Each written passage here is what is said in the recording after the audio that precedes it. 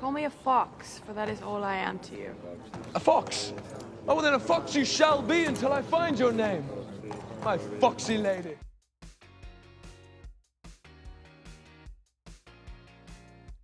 Number 10, The Rundown. And I'm not taking another step until you let me pee. If you want to keep on going, you're just going to have to carry me, and I guarantee I'm going to pee on your head. You threatening me? You threatening me with pee? For fans of Dwayne "The Rock" Johnson, The Rundown still stands up more than 2 decades later. Aside from The Scorpion King, it's one of the first movies fans point to as the signal of his transition from the wrestling ring to the silver screen. In it, he gets to flaunt both his comedy chops and his wrestling moves for a new audience, what with his trademark rock-bottom finishing maneuver in the opening sequence. Even though the film only earned $80 million at the worldwide box office against its $85 million budget, it would mark the beginning of things to come for the man who would become one of the biggest stars in Hollywood, both physically and financially. Get out of here, monkey! Get out of here, monkey! Number 9, A Knight's Tale.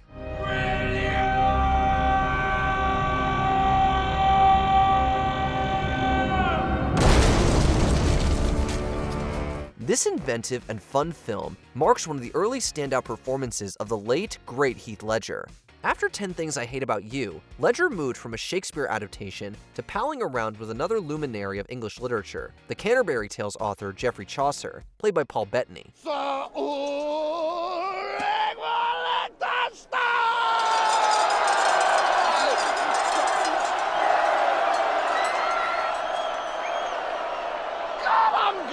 Ledger showed his talent in handling romance, comedy, action, and musical numbers. The contrast between the medieval setting and the classic rock soundtrack makes this movie a hidden gem in Ledger's engaging career. We will rock you. If you've ever wanted to rock out to tracks from AC/DC, David Bowie, Eric Clapton, and Queen while watching a jousting tournament, this is the movie for you. We walk in the garden of his turbulence.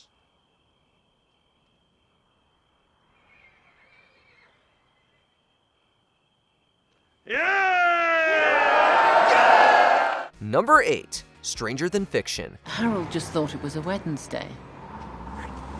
I'm sorry, did you hear that? The voice, did you hear it? Harold just thought it was a Wednesday. Don't worry, it is Wednesday. What if you weren't real? What if you only existed as the lead character in someone else's story? That's where IRS agent Harold Crick, played by Will Ferrell, finds himself in this surreal comedy. As the story unfolds, Ferrell's character hears an unseen narrator, played by Emma Thompson, relating the events of his boring, humdrum day. What? Hey! Hello? What? Why? Why my death? Hello? Thompson plays an author who's made a career out of killing off her main characters, with Ferrell's character next on her hit list. But I think it'll actually kill me, so I need to talk to her and ask her to stop. The film also marks a departure from Ferrell's usual over-the-top performances, as he actually lends a grounded presence to the otherwise rather outlandish premise. USA Today critic Corey Woodruff called Ferrell's performance heartfelt and one of his best roles. Oh. Huh? No. It's ridiculous. Agreed. But let's start ridiculous and move backwards. Number 7, Lars and the Real Girl. And you thought you had relationship issues. Ryan Gosling plays Lars, a socially awkward young man who struggles to connect with the people around him. Oh, that's okay, thank you. The house is half yours. Yeah, I know, but I'm fine, thanks. Lars finds his answer in a doll from an adult shop, which he names Bianca. He introduces the doll to his circles as his girlfriend, who all play along, treating the doll like she's a human being in an effort to help Lars. Not sure we're the same type, Lars. Well, that's okay, Karen, because Bianca doesn't really care about superficial things like that, so it's okay. This low-budget film was a box office bomb, having not even made back its $12 million budget. However, it still pulls at the heartstrings and highlights why Ryan Gosling is the A-list star he is today. What? Bianca's very sick. Number 6, I'm Not There. Are you saying you're not sincere? No more than you. No more sincere than you are. The life of music icon Bob Dylan is so multifaceted that capturing its many dimensions in a single performance might seem like an impossible task. While the 2024 film, A Complete Unknown, specifically focuses on Dylan's rise to the heights of popular music in the early 1960s, the 2007 film, I'm Not There, takes a broader approach. Why do you think that is? I don't know. I guess I got a lot of thoughts inside of me, and most people they keep them all inside. Director Todd Haynes employs numerous actors to convey the range of Dylan's talent and genius. The cast includes Christian Bale, Heath Ledger, Richard Gere, and Cate Blanchett, each of whom plays a key figure of Dylan's popular image, while the film as a whole conveys the complexities of his personality. If you want a break from formulaic musical biopics, I'm Not There is what you're looking for. What we're saying is that you and your boys can go do as you please, just so long as you stay clear of Riddle County. Number 5. Road to Perdition. Remember, you see anything, you hit that horn twice, and you don't get out of the car, no matter what. What does a Depression-era Chicago hitman have in common with a medieval Japanese samurai? In the case of the 2002 film Road to Perdition, a lot. Tom Hanks plays Michael Sullivan, a hitman forced to take his young son on the run after the boy witnesses a murder. You have to listen to me now. Okay? Or else both of us are dead. Hanks sheds his good guy persona for this film, adopting instead to take on the part of a mob enforcer.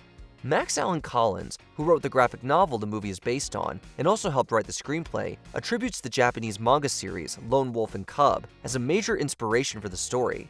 The cast is also a murderer's row of acting talent, including Paul Newman, Jude Law, Daniel Craig, and Stanley Tucci. Look out there. Number 4. The Assassination of Jesse James by the coward Robert Ford.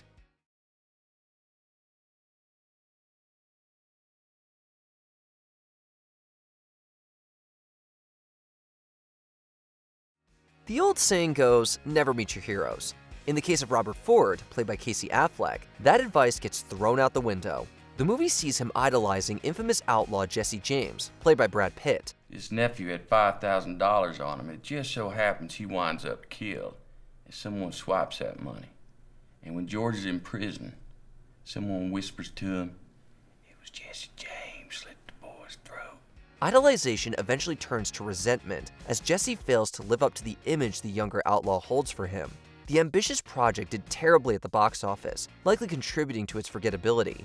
However, Affleck's performance earned him an Oscar nomination for Best Supporting Actor, while the film's imagery of the Wild West earned a nom for Best Cinematography. But I knew I had not fooled him. And he knew as well as I in that moment that I intended to bring him to justice. Number 3. Drag Me to Hell.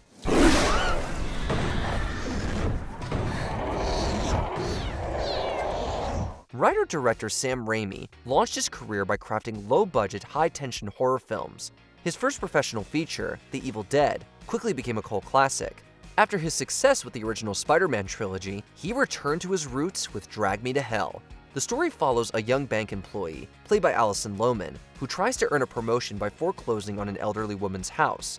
When the woman puts a curse on her, she has 3 days to pass it on, or she'll be dragged to, well, you read the title. Mrs. Ganesh.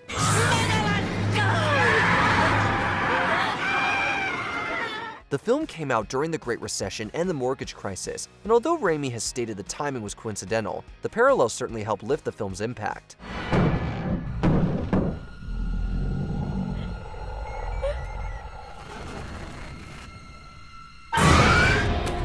Number 2. The Life Aquatic with Steve Zissou. Tell them if they don't get off my boat right now, there's going to be a major shitstorm. Makinig kayo. Kung ngayon ninyong manga marino, lalo na ang kapitan na nakakaramdam matinding bagyo ng tide na pipo. Wes Anderson does Moby Dick. This simple yet surreal sentence could sum up the plot of 2004's The Life Aquatic. The film features an obsessive oceanographer, played by Bill Murray, who goes on a search for the shark that killed his partner. Anderson said that he wrote the role with Murray in mind, which explains why the actor feels so perfectly cast as the expedition's lunatic leader. Much like Captain Ahab, Murray Zissou is on a desperate mission and gathers a motley crew for his epic hunt. Yeah, let's make a quick dive at 6 a.m. and we'll scope out the phantom signal. It's probably just one of Hennessy's research turtles. Yes. But I want to be back on the road by lunch. Unlike the legendary literary figure, Zissou also employs a full camera crew and an editing suite on his submarine to record their adventure for his latest documentary. The cast features frequent Anderson collaborators, Angelica Houston, Willem Dafoe, and Owen Wilson. No, Captain. That's Cedric. He's a friend. Merci, Cedric. Remind me, we'll send him a red cap and a Speedo. Number 1. Best in Show. Look at me. Don't look at anybody else. Don't look at the fat-ass losers or freaks. You look at me! What do you get when the creative minds behind This Is Spinal Tap and Schitt's Creek team up? How about one of the funniest movies of all time? People say, oh, but he's so much older than you. And you know what? I'm the one having to push him away.